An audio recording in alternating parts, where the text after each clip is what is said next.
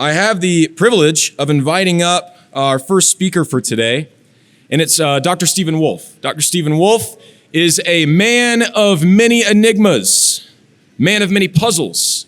This man is both an internet autist and he spends most of his time working his land in what I believe is rural North Carolina, though I could be wrong, and if so, that's embarrassing for me, not for him. He is the man who taught us all to try to think more clearly. And I hope that he does that with this talk this morning, even as he speaks on a topic that I'm convinced is very close to his own heart, which is home as a gift.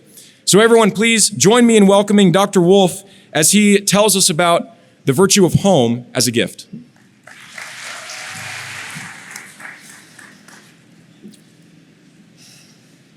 I thought I was speaking at that New Agey thing, so I was a little far off. I apologize. After this talk, you might actually think that's true, but we'll get through it. All right. So thanks for being here. This is really wonderful. It's an honor to be the guy standing up here with all these people listening to me. As I say often, I'm really just a guy who lives out in the woods. I don't want my kids to live in a Christian country. So, all right, this talk is titled Home as Gift. Home as Gift. So our nation's most revered philosopher once said, "Home is where your rump rests." That's Pumbaa, of course. Our favorite warthog. Another great philosopher comes from across the pond. A river rat and a mole were walking along a river. Some of you might know what I'm referring to. And Mole began to sense something. He looked up and he shouted, "Home!" And the narrator continues, that was what they meant, those caressing appeals, those soft touches wafted through the air, those invisible little hands pulling and tugging all one way. Now with the rush of old memories, how clearly it stood up before him in the darkness, shabby indeed and small and poorly furnished, but yet his, the home he had made for himself, the home he had been so happy to get back to after his day's work. And the home had been happy with him too, evidently, and was missing him and wanted him back, and was telling him so, through his nose, sorrowfully, reproachfully, but with no bitterness or anger, only with plaintive reminder that it was there and wanted him. That's from, anyone know? Wind in the Willows. Wind in the Willows, that's Mole. We'll come back to Mole. So my talk this morning is about home. No, I'm not going to rehearse all of the domestic duties of husband and wife. I want to talk about the experience of home and what it means to make a place your home. So first, we are home-making creatures, not just the wife or the woman. We are all home-making creatures. We have houses that are homes. We have hometowns, homelands, home baseball parks, and many other sorts of homes. What does it mean to say, this is my home? Or better put, this is my home. How does a structure of wood with walls and windows over time become home? Why do we cherish our hometown or cheer for the home team? Why do we fight, suffer, and even die for homeland? These are the sorts of questions I'll try to answer today. So the ancients often spoke of home, of a fatherland, of native land. The tain patrida sozein, to save the fatherland, was common expression of ancient Greece. Ancient literature is filled with figures longing and seeking home.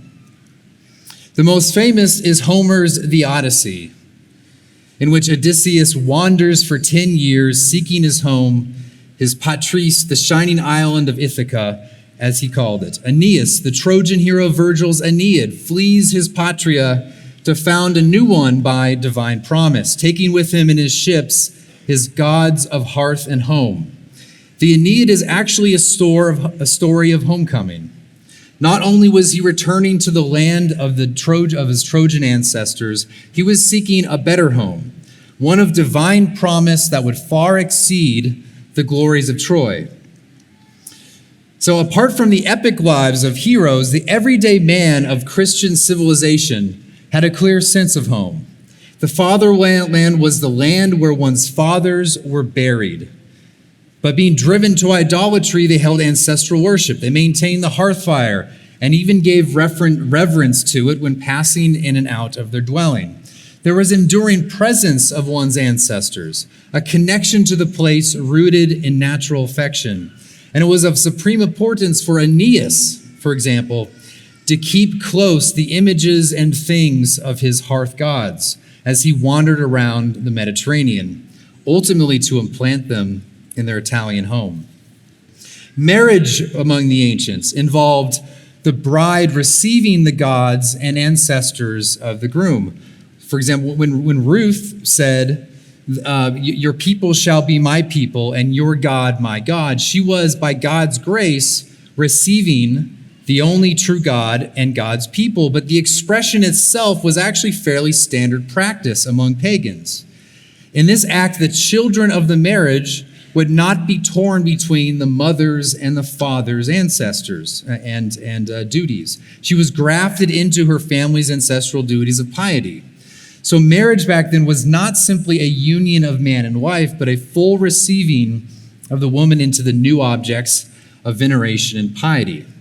So the spiritual connection of people and place among pagans had a certain advantage. The particular place took on a sacred status, as loved ones long dead enlivened it with obligation. The dead, the living, and the unborn were connected. Homecoming for the ancients is not akin to the sentimentalism of modern man. It was the place of blessing, of sacrifice, and intergenerational communion. The natural affection of loved ones across generations is extended to the very place of dwelling, creating a spiritual connection of people and place. And being a matter of obligation and piety, they were fully conscious of ancestral presence. Now, we ought to reject the practice of idolatry as false worship. We know this from Revelation. This is obvious to us. There is no command to keep a hearth fire, nor to pray to ancestors, nor to venerate relics. And we can see how the Roman Church has exploited this tendency of fallen man. It actually makes a lot of sense. That man is a factory of idols and seeks to satisfy their fanciful notions from their sin. But must we reject the fundamental impulse behind this idolatry? Why did nearly all pre-Christian mankind come to offer reverence and devise rites to ancestors and give worship to the places of their life, death, and burial? I want to submit that the fundamental principle or impulse, not its application and not its expression, is actually good and natural to man as man. Not the deification, not the spiritual presence, not the rites, but the civic piety towards ancestors, and more specifically, to the traces of them that endure in the places where they dwelled and died. By trace, I do not mean ghosts. I don't mean spirits or some localized conscious presence. I mean the things and places that endure past their death. These things retain through memory and through story a trace of them in our experience and actions. These things and places take on a meaning beyond the physical and the material. They leave behind a world that we experience too often unconsciously in our day as gift. Again, for the ancients, this gift was conscious to them, since they had a system of rites and duties that made it so. For us, however, since these are idolatrous, experiencing the world as gift from the past is easily suppressed, forgotten, or lost. It requires remembrance and requires articulation. Since God is one and is the God of all, there are no localized or familial gods. There cannot be a real divinized connection of people and place, made conscious around a set of mysterious rites. But this does lead to a sort of problem for us. If it is good and natural for man to connect in some way with ancestors in a particular place, how is this accomplished given true religion? That's what this talk is trying to give an answer to. So let's begin with something small and fairly common. Consider how we treat family heirlooms, such as a pocket watch or furniture or perhaps military discharge papers from World War II.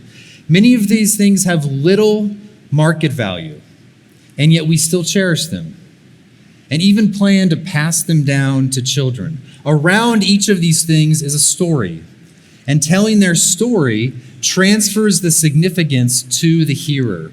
It's a story that sends the object out of immanence and into transcendence, and thereby takes it out of the market, out of monetary value, and makes it an object of love across time and generations.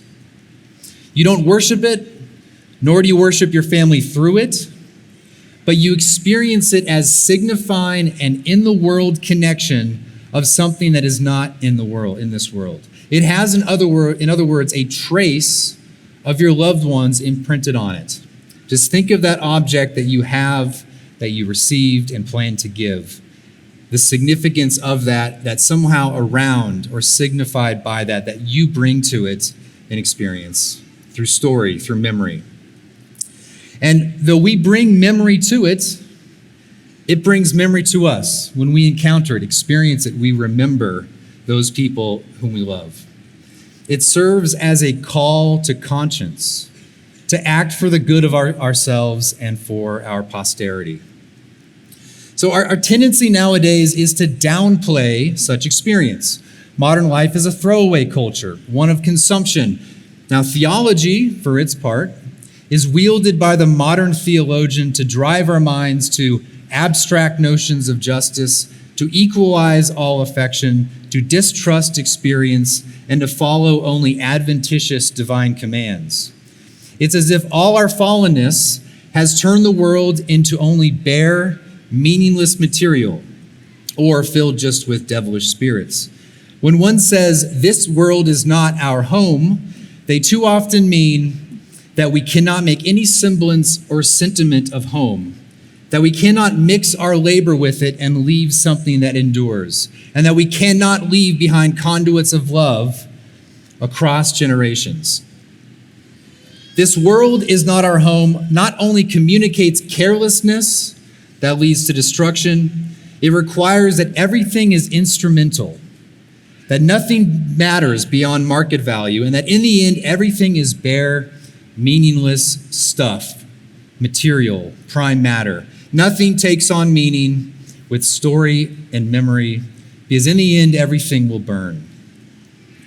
But that narrative, that theology, violates the very sort of creatures that we are. We make meaning through our actions. The natural love that we have for our people is embodied in things and in places. Our world is enlivened by us. We find and experience home in this world through the gift of home from loved ones. So in Napa, California, where I grew up, there is a place known as the Wolfe Ranch. The Wolfe Ranch. It is my grandparents' home. I spent countless hours there as a kid. As you approach it on 3rd Avenue, after you wind through a few vineyards, you'll see a metal cutout of a rather cartoonish wolf. If you go on Google Street View, you'll actually be able to see this. And it's the wolf is standing on a wagon hitched to a star. That metal wolf was made by my uncle. So if you turning there, you'll go up a long driveway to the house. My father would drive me here, and I remember the excited anticipation of reaching the house on the driveway. The driveway itself was a sort of emotional place for me as I went up it. Perhaps when I got there, I'd see my cousins, or I'd jump in the pool, or I'd find some adventure in the garden. Perhaps I would just sit in the backyard talking with my father. Every single part of that place, the Wolfe Ranch, is in memory. My childhood is lodged there, unshaken. Many of you out there know exactly what I'm talking about. As things go in this world, that property is no longer owned by the Wolfe family. And recently I took my kids to that driveway, at the edge of that driveway, next to the old Wolfe sign, which still stands. And I desperately wanted to get on that driveway and move my kids and drive my kids up there to relate everything that I experienced in that place, to transfer my love of place to them. But I could not do that. The best I could do is get a picture with them next to the sign. We live in a fallen world. But what would be best? What did I desire strongly? Not that I could simply bore my children with all my mundane memories, but that they could form their own memories on top of mine in that place. Few of us, however, will get that opportunity today. As something that was once common. I can't help but think that people who constantly repeat, "This world is not our home," they have cold hearts and they have deficient memory. They've accepted the cold, darkened universe of modern science and have allowed theology to freeze their hearts. But this is not human and it is not Christian. Just think of the soldiers longing for home. Some of you guys are soldiers out there who have longed for home. Odysseus said that, yes, it is true. Each day I long for home, long for the sight of home. If some god shakes me again on the wine-dark sea, I will endure it, having in my breast a heart that endures affliction. Or think of Xenophon's 10,000, those 10,000 Greeks stranded in Persia who spent months being hounded by them. They cried, "Thalata, Thalata," or the sea, when they finally made it to the Black Sea, which was their ticket home. There's the old World War I song, the old folk song.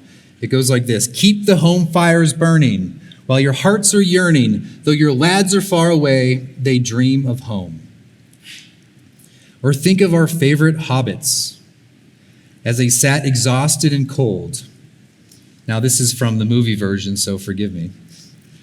Sam says to Frodo, "Do you remember the Shire, Mr. Frodo? It'll be spring soon, and the orchards will be in blossom, and the birds will be nesting in the hazel thicket, and they'll be sowing the summer barley in the lower fields, and eating the first of the strawberries with cream.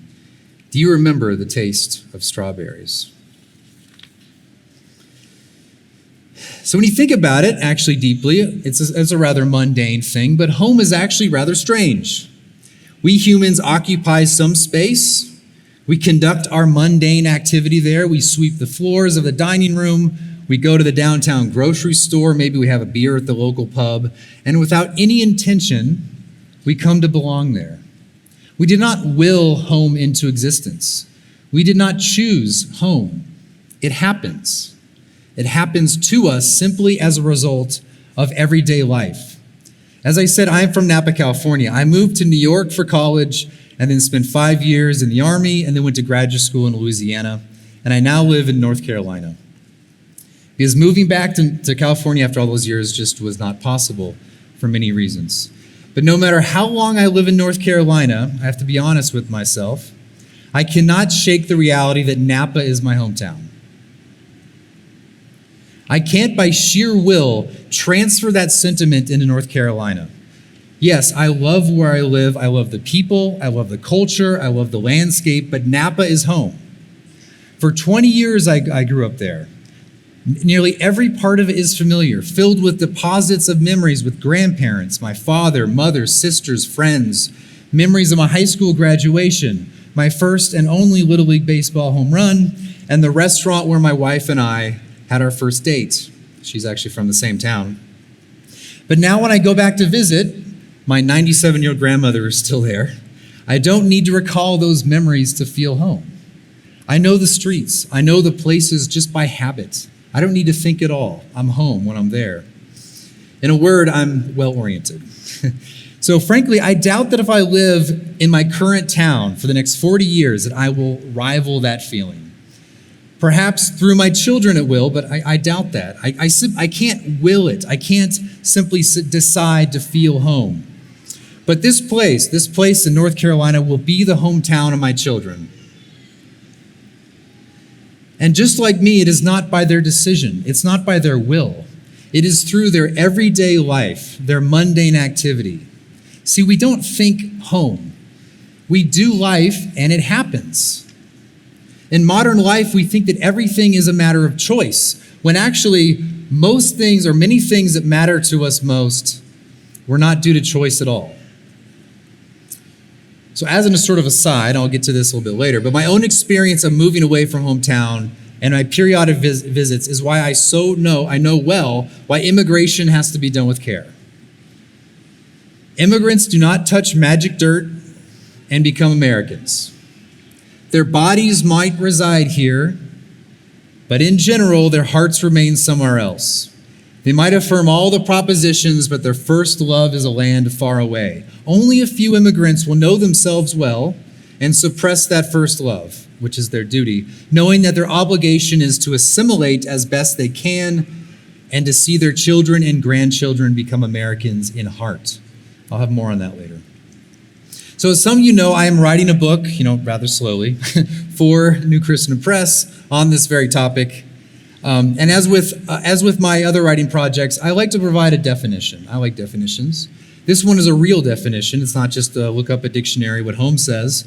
So I gave you some sentimental stories, and so now we're going to go to philosophy. All right.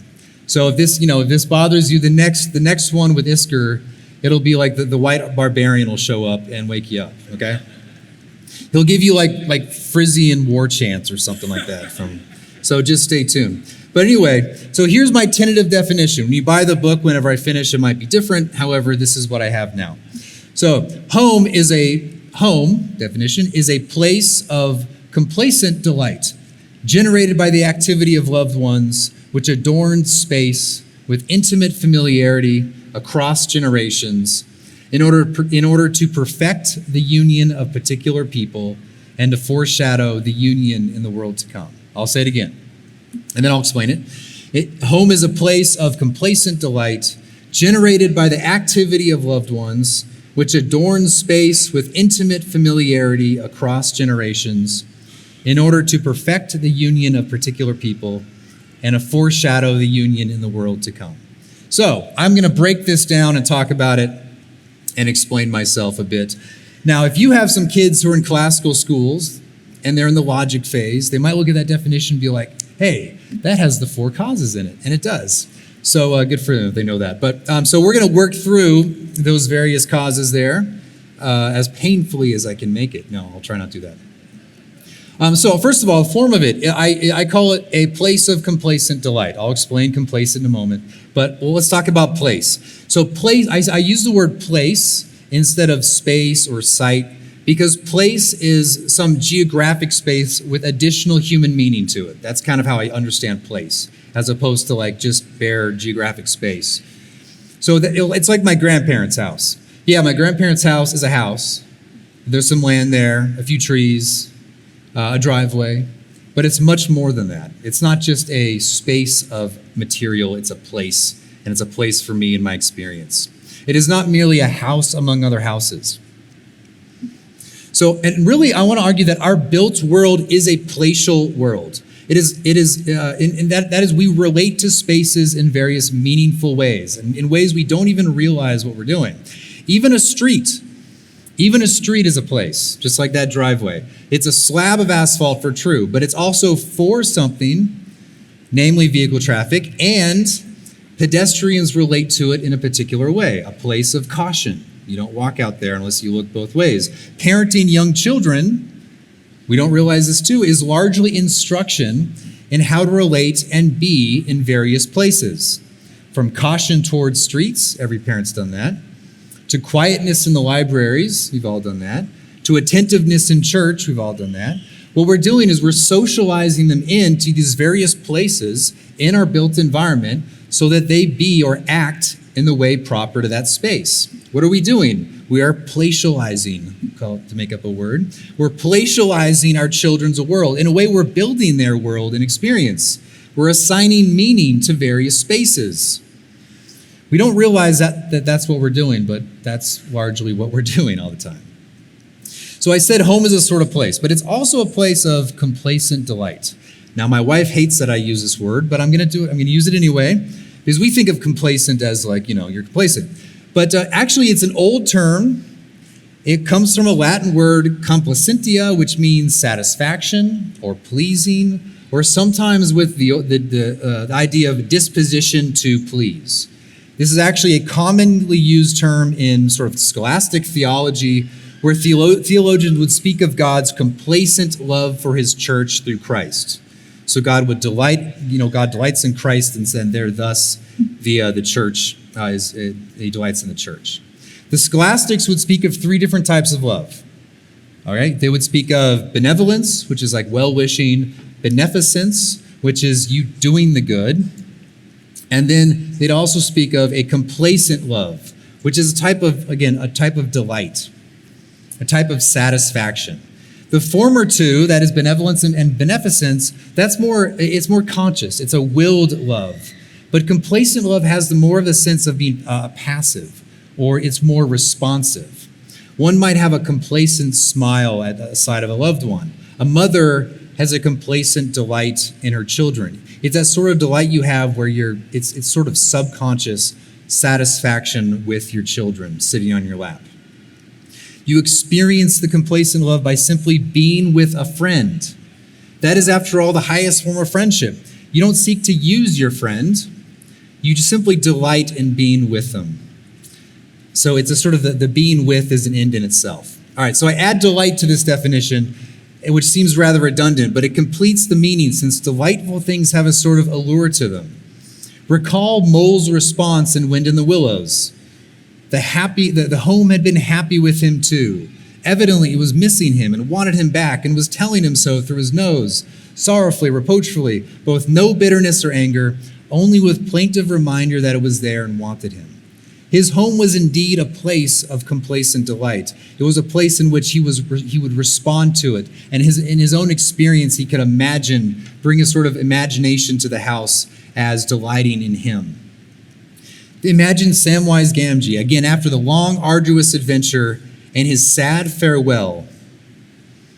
It writes at the very end, Rose drew him in and set him in his chair and put little Eleanor upon his lap. He drew a deep breath. Well, I'm back. It's quiet, it's simple, and moving. It's a sort of release into the delight and rest of home. It is that complacent delight of resting, of satisfaction, of delight, and belonging and being where you ought to be. So that's the form of it. It applies the house as home, the hometown, the homeland, other types of home. And it reveals to us even more the sorrow expressed in Psalm 137. By the rivers of Babylon, there we sat, yea, we wept, where we remembered Zion. But how does all this come about? Our definition states, and this is my, the causal or the efficient, it says, by the activity of loved ones. It's activity, it's doing things, mundane or extraordinary. Home comes about by our being in the world. As I said, it simply happens by mundane things of life, by milestones of our youth, and by the great acts of our fellow citizens and members. The facade of hometowns take on a certain smile, a sentiment of mutual belonging. Being in home is an experience of a sort of fittingness. Your house becomes for yourself and others the embodiment and manifestation of your care, your openness to friends, and your life in the world. The flowers that you plant in public view expresses to others that this is your home and theirs. That is, your will to live and live well is imprinted on the world. And this will to live is not merely for yourselves, but for others, and most intensely for those whom you love. That imprint of your activity endures even past your death as a conduit of love to those who remain. In Napa, there's a huge building where my grandfather and uncle ran a furniture business for decades. The site of my first job. There's a downtown restaurant where I would sneak off during lunch in high school to eat with friends. There's the old Napa High School where my father and mother went to school. There are the rolling hills in the valley where my father would ride horses with his brother and get into trouble.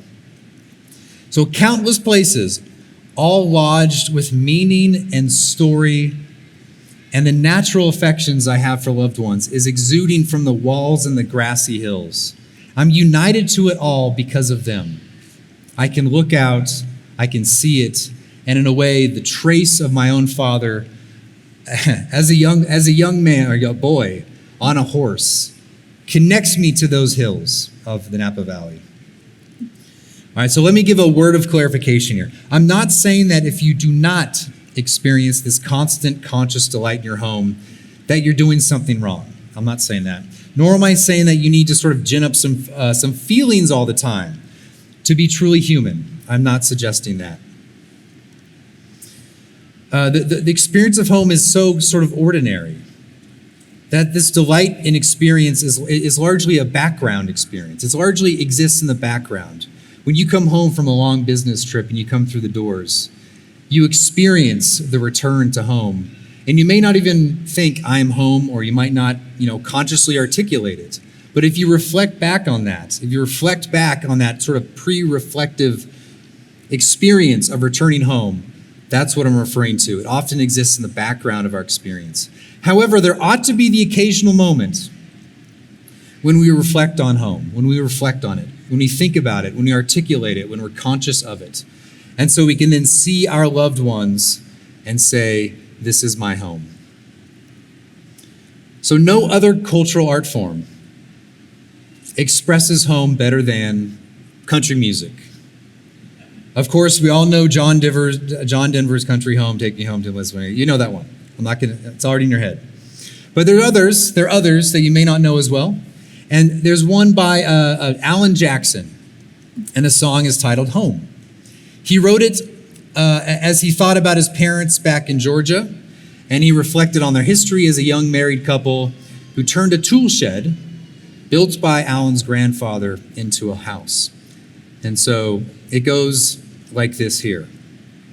And they made their house from a tool shed. Granddaddy rolled down on 2 logs, and they built walls around it, and they made that house a home. And they taught us about good living. They taught us right from wrong. Lord, there'll never be another place in this world that I call home. There's another great song by the band Lone Star called My Front Porch Looking In. And it goes like this. I've traveled here and everywhere following my job. I've seen the paintings from the air brushed by the hand of God.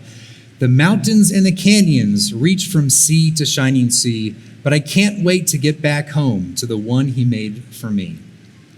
It's anywhere I'll ever go, and everywhere I've been, nothing takes my breath away like my front porch looking in. There's a carrot top who can barely walk, with a sippy cup of milk, with a little blue-eyed blonde with shoes on wrong because she likes to dress herself. And the most beautiful girl holding both of them. Yeah, the view I love the most is my front porch looking in. You can see how the house, the connection to it, it's not simply looking at the landscape of your house, but looking in, and it's a dwelling place of those you love. It's the place in which that love is experienced most intensely. Now, there's more to home than the present view. Home is where the past endures through memory, making that space more valuable than what the market can offer. So our last song is a fairly recent one by Cody Johnson, and the title is Dirt Cheap. It's a bit longer, so. They came in thinking top dollar to that old cotton crop farmer. They knocked on his screen door and he said, Lord, what you need, boys? And they said, you know, all the others went and cashed out. We got the subdivision all mapped out. It'll sit right here on this land, and you can leave town a rich man. And he said, boys, whatever you're offering, it won't be enough. Because I got a little girl that used to swing right there. I still see her pink bow in her brown hair. She's in the big city now, but she calls home. What's she going to do if she comes back and we're gone? And over there under the white oak tree, beneath the cross is where my best buddy's buried. lasting 13 hunting seasons running strong. Keep your money, because a man can't leave his dog. And over there is where I got down on one knee. You can't buy that kind of dirt cheap. And one man smiled, and he looked away. And the other said, before we go, I got to know one thing. Between the droughts and the floods, through all the years, what in the world got you here? How'd you get here? And he said, that little girl that used to swing right there, I still see her pink bow in her brown hair, running up after one of them long days, a big smile making every little worry fade. And over there, under the white oak tree, beneath the cross, where my best buddy's buried, all them hunting season freezing in a John boat, me and him double barrel in a two-stroke, and that woman that said yes when I got down on one knee. Yeah, you can't buy that kind of dirt cheap. No, it ain't something you fall into. It's something God gives you and you hold on to. All of that is mundane. All of it's simple. All of it's everyday. It's things that everyone experience. A home doesn't require anything special. And the old cotton crop farmer, he gets it. He states it better than any philosopher can. So I'll leave country music for now that you're all singing in your heads. But you could listen to Miranda Lambert's The House That Built Me is a good expression of this. And there's also songs that talk about memories and stories attached to things. So there's David Ball's Riding with Private Malone. There's Lee Brice's I Drive Your Truck. There's Johnny Cash's Ragged Old Flag. And many others, and I'm sure many of you are thinking of a dozen songs you could mention right now. Now, I want to say that none of this is like sentimentality. I think that's like the impulse. It's like, this is just sentimentality. But it's not, nor is it just simply human passion that we can degrade or suppress. Nor is it a thing merely in the mind. We're speaking about something real in the world. Our world is the lofty meaning our actions bring and press upon it. That swing is the place of your young daughter's swinging, even if she has grown up. The Wolfe Ranch is the place of my grandparents and much of my childhood, even if someone else now owns it. We must resist the modern tendency to relegate all these things to purely in your brain mental emotions and sentiment. We actually shape the world and it shapes us. Our world reflects the life lived on it. Our self is not some first-person I in our mind or brain, but made up of the meaning lodged in places. All right, returning to the definition.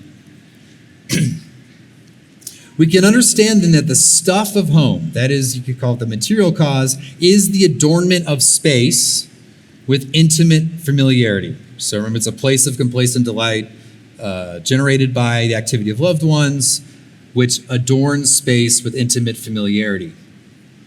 So I use adornment because the house still remains a house, just as the clothed person remains a person. But the house adorned with home is nevertheless profoundly elevated. Edmund Burke used the metaphor of drapery to describe English social customs, which is kind of similar to this. He said that these are superadded ideas furnished from the wardrobe of a moral imagination, which the heart owns and the understanding ratifies, as necessary to cover the defects of our naked, shivering nature, and to raise it to dignity. Social customs raise a people from bare humanity to dignity. That is, it makes a country delightful.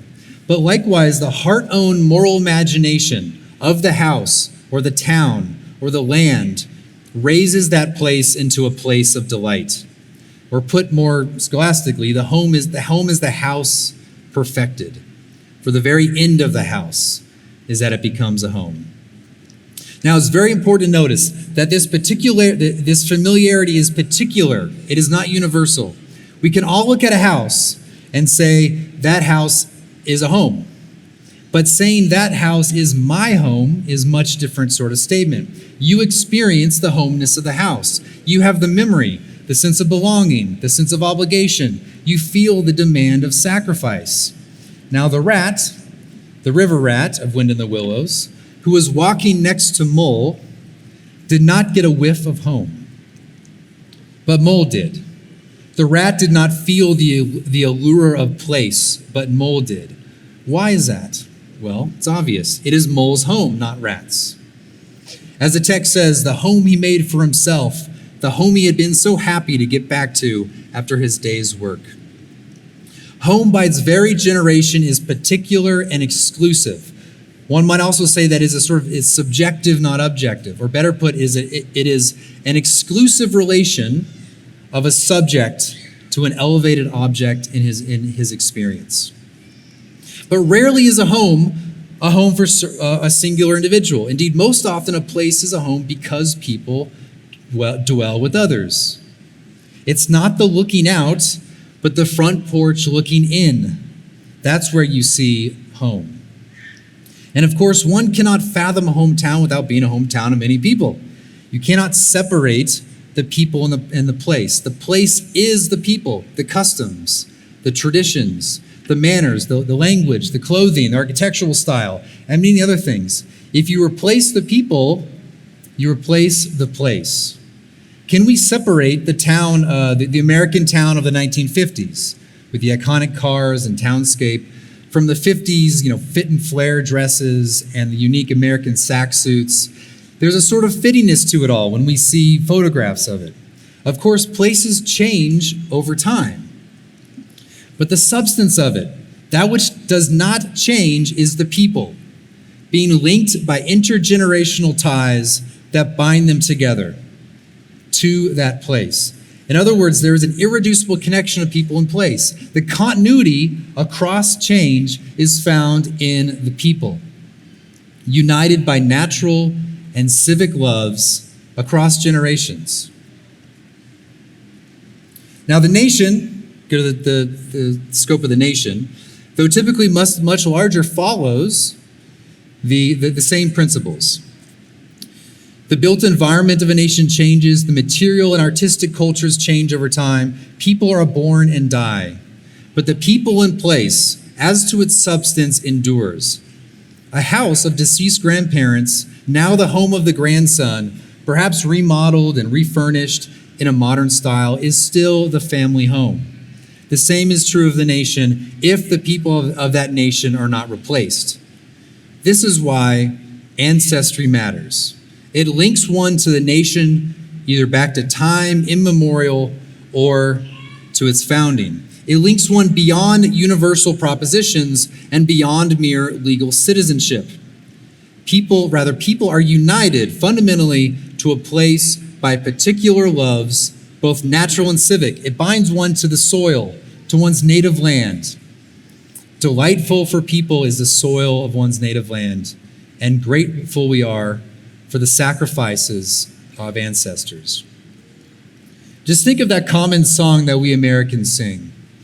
Have we ever focused on the actual language of it before, the words that are used? My country, 'tis of thee, sweet land of liberty, of thee I sing. Land where my fathers died, land of the pilgrim's pride. From every mountainside let freedom ring. My native country, thee, land of the noble free, thy name I love. I love thy rocks and rills, thy woods and templed hills. My heart with rapture thrills like that above. Let music swell the breeze, ring from all the trees, sweet freedom song. Let mortal tongues awake, let all the breeze upbreathe partake.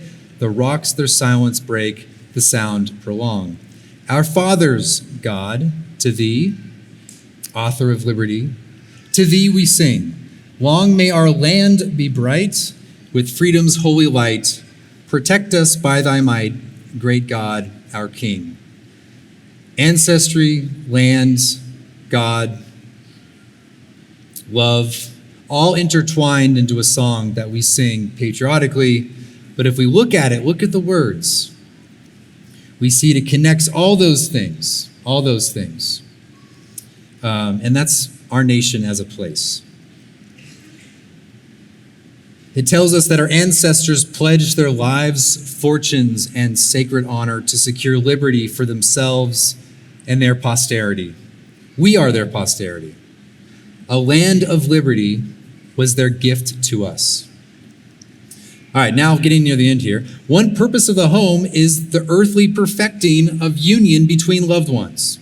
So this is the final cause. Remember I said the Yeah, so the ground of this union is life together, but life together could be, nomadic. It could be, you could be constantly on the move if you're a military family. It still remains a case that place is where that life together becomes imprinted. It's where the memories are lodged and where all the good that endures is recognized, felt, and experienced as gift. The home perfects the house, and in doing so, the home completes the family. Or I should say, the family completes itself by homemaking. Likewise, the homeland completes the nation. The Hebrews remained a people as they wandered in the desert, yet they longed for and sought a homeland. No one would say that they were a complete people, moving about with no fixed dwelling. They needed a home, and by God's grace, they got one, a place of their heritage. Now, the homeland is a place, as Edmund Burke said, where the nation exists as a, quote, partnership between not only those who are living, but between those who are living, those who are dead, and those who are to be born. You receive what your ancestors gifted to you, you live well in them, and you work with obligation for the unborn, that you might gift a glorious, godly nation to your children and grandchildren. See, home is not just a matter of present experience. Your existence comes from others, is with others, and is for others. But to be clear, your existence is not from, with, or for humanity as such, but centrally for a particular people that stands across time and generations. To be bound to a homeland is to be bound to the people of that homeland across generations, across time. So the telos, the end of home, is the union of people in place, the fittingness of a way of life, of obligation and sacrifice, and of common sentiment fused with a built environment and landscape. In other words, to have a land of heritage. But the supreme telos, the ultimate end of home, is the foreshadowing of that home to come. The eschaton, our heavenly home, does not destroy or eliminate home on earth, but rather assumes and directs it. Earthly home points to our heavenly home. This is why God designed us to be homemakers. This is the end, the purpose, the telos of our homemaking by design. To image on earth the promised heavenly home. That's why God created us the way we did, so that we would image the heavenly home in our homemaking on earth. Now, the great church architect Christopher Wren, I don't have enough time. I'm going to skip this. but time in it. I don't want to get. Sorry, I'm running. They didn't give me enough time. All right. So certainly on one level, we know that moth and rust destroy. We know that kingdoms rise and fall, that the things of this world are not everlasting. This is true. Nevertheless, our delight in home, which stretches across generations, it still nevertheless foreshadows that true eternal state of being where God's people are united together in Christ and at rest in the New Jerusalem forever. In our earthly home, there is a glimpse of eternity. I won't call earthly home sacramental, but it's close. Okay. See, the earthly home, they do not conflict. Indeed, being at home is preparation for and even orients the people to that true and perfect home.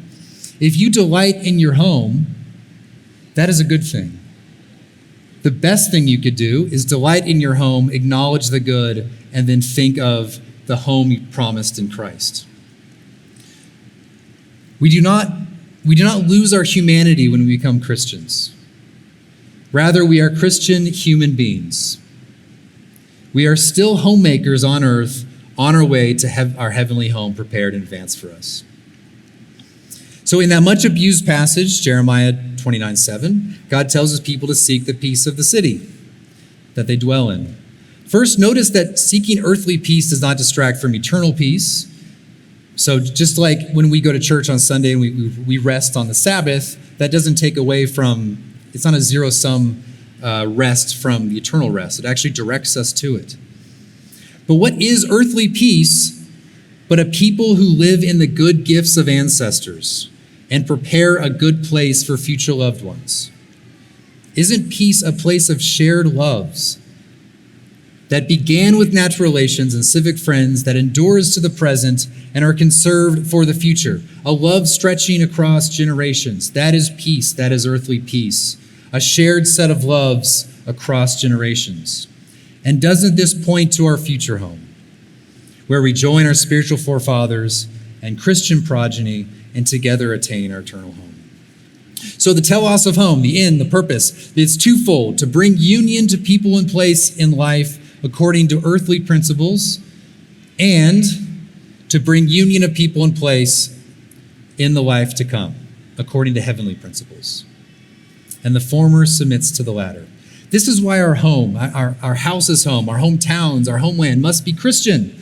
Not only does grace set nature into order, it points to something beyond itself, to the promise of glory. Our household homes are Christian because they point in our activity, in our relations to each other, as something beyond itself in light of grace. And this is why also our homeland is or ought to be Christian, because it points the nation in its national life to something above it. All right, so here's the conclusion here. I hope that you can see, at least dimly, how the old pagan impulse to worship ancestors is fundamentally a good impulse, though misapplied. We do not worship ancestors, we do not call for them in aid, nor do we establish sacred shrines. Nevertheless, the union of people in a place across time, in generations, is natural, good, and necessary for living well in this world. Now, I'm sure people are going to say this is a sort of nationalistic romanticism, something like that, or nationalism and romanticism, whatever they want to call it. There is a certain ideal stated here. There's an ideal here. But you have to know the ideal in order to know where to aim. You have to know the perfect in order to reach the good often. We will likely hear people with million-dollar homes and massive 401ks tweeting from their Mediterranean cruises all about our exile. The sort of people who care about every homeland in the world, especially Israel, except their own. But exile theology, as expressed today, simply expresses their own Western malaise and tiredness. We are exiles, but not to human good, not to creation's goodness, not to the way that God designed us. We are exiles to the fallenness of the world. If homemaker is the sort of creature we are, then guess what? Then neither grace nor the gospel destroys or undermines it. Rather, grace affirms it, orders it, perfects it. Loving your neighbor means making a home together. On coming back to the Shire, seeing it in a sorry state, Sam said, "This is worse than Mordor, much worse in a way. It comes home to you, as they say, because it is home, and you remember it before it was all ruined." See, Sam didn't have a cold, weak heart. Despite his harrowing journey into darkness, his heart was full on home, and it crushed him to see what his home had become in his absence. But did he devise a theology or a philosophy to tolerate it, or to even glory in its desecration? Did he throw up his hands and say, well, this is divine judgment, we have to just take it? No, he acted. With his friends Merry and Pippin, he fought and won in the Battle of Bywater. And afterwards, they replanted and healed the land, and Sam became the mayor of Shire. In our day, our homeland, gifted to us in liberty from our ancestors, lies in ruin.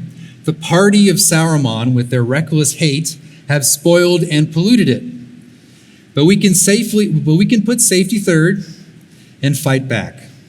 The foreigners flying their foreign flags must go back. All illegal immigrants must go back. All H-1Bs must go back. Send them all home, where their hearts will always reside anyway. Third world immigration must cease immediately. Dual citizenship must be banned, as well as birthright citizenship, an absurd policy. Businesses who hire foreigners must be punished or shut down. Pornography, abortion, gay marriage must be eradicated. And there's hope for this, as the new right makes their ascendance. As I said earlier, home simply happens. Without thinking much about it, in our time of rapid change, hostility, demographic change, home requires conscious effort. That is, we must move to a more authentic mode of being in which home is made by conscious effort. This, in a way, is unnatural. It shouldn't be this way. The preferable situations where home just happens. But we will lose our home without it. Our time calls for it. We need the mundane and the ordinary, but more than that, we also need the extraordinary. It is not enough to deport or to tear down the smut. We must replant, replenish, and renew. And this takes both mechanical and literary arts. We must, through mutual support, seek excellence in all areas of life. We need poets, novelists, essayists, musicians, academics, architects, lawyers, and statesmen. We even need wealthy patrons to fund the long-term pursuit of excellence in various institutions. It's important, we need some people to be loud and others to quietly build. Not everyone has to be loud. Some people can just be quiet and build. So another thing, we Protestants must realize that there is more to politics than opposing abortion or posting videos of yourself opposing abortion. I know that this energizes the base and the evangelical voting bloc, but there's a reason why, even in the conservative movement, that Roman Catholics dominate the institutions. Why is there no evangelical in the Supreme Court? Why is nearly every well-known conservative institution dominated by Roman Catholics? There are many reasons. I can go on and give a whole speech about that. But one reason is that Protestant politics has been reduced largely to populist appeal. We lack elites because everything is populism. Even those with fancy degrees orient themselves to the many, but we need something more. We need elite formation, the sort of people who can take seriously the complexity and challenges of political life and all its various aspects. We do need the soundbite maker, Joel. We do need the soundbite maker. And we need the guy who owns the abortionist and the atheist on YouTube. I'm not saying don't do that, but we need more than that. We also need those, however, who will stick to their principles, and know the institutions, the laws, the disciplines, and the procedures of government. We need an intellectual class. I know this is really about home, but I wanted to say this. Further, we need an intellectual ethos that allows one to take seriously the Western tradition beyond the theological innovations after World War II. And more importantly, an ethos that supports each other to see that fellow Protestants retake ownership of our Protestant country. That should be our public identity. Protestants renewing a Protestant country. So we hear a lot about envy today. True, there's a fine line between envy and righteous anger. I think there's a lot more indignation, righteous indignation, on our side than envy. But regardless of whatever motivates these things, let's channel it to something else. That is emulation. Emulation. You can be indignant, you can be righteous in it, but if you're just tweeting about it, it's not going to work. You need to emulate. Emulate the successful. Find those people who have achieved something great. Study them. Follow their example. Your energy should be directed to improving yourself through emulation, not denouncing injustice. We should practice the good, emulate the wise and successful. Emulate even our enemies, not to their evil ends, not in their evil means, but in those good and morally indifferent qualities that brought them their success. All right, I'm going to end on this. Lastly, I want to speak to families. The love of homeland begins at home. So I'm going to quote a passage from Johann Herder. I'm not going to do it in a German accent because that would be awkward, but this is Johann Herder, died in 1801, so calm down. All right, what first invigorates us, this is Herder, what first invigorates us in the fatherland is not the earth beneath our feet, but the air we breathe, the father's hands that hold us, the mother's breast that feeds us, the sun we see, the siblings we play with, and the friendly natures that are good for us. Our first fatherland, therefore, is the father's house, a father's field, family. It is in this small society that the first and foremost friends of the fatherland live, as in an idyllic circle, the land of our early youth, lives just by such ideals. Yet let the soil or climate be what it may, the soul yearns to return there. It was there that we heard and understood the first tones of love. It was there that we committed ourselves to friendship for the first time and felt the first buds of tender attraction between the sexes. We saw the sun, the moon, the sky, the spring with its trees, blossoms, and fruit that were then so sweet to us. The course of all the world was displayed for us. We saw the seasons roll along. We struggled with dangers, with grief and joy. We grew into the world like summer and winter, as it were. These impressions, moral and physical, remain engraved upon our imagination. The tree's tender bark receive them, and if they are not eradicated by force, they will die only with the tree itself. All right, so we've all heard that citizenship begins at home, but let me conclude here by saying that the love of homeland begins at home. This is where our children learn folk stories, the lives of great men, the symbols and the great events of our people. It's where they learn the birds, the trees, the labors of keeping home, the sacrifices for those dear to us, and the practices and sentiment of patriotism. And it's where they first learn to praise God for the wonderful gift of home.